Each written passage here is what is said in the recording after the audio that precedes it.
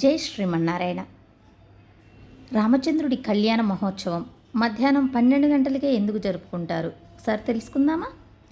శ్రీహరి రామునిగా అవతరించిన పుణ్యతిథి శ్రీరామనవమి. ఈ పండుగను 9 రోజులు జరుపుకుంటారు. చైత్రశుద్ధ పాఠ్యమి నుండి శ్రీరామనవమి వరకు పూజాదికాలు, రామనామ పారాయణాలు చేస్తారు. ఇంటింటా వాడవాడల వీధి వీధిల చలువ పందిళ్ళు, మామిడి తోరణాలు, ఇలా ప్రతి చోట కళ్యాణోత్సవ సంబరాలు మొదలవుతాయి.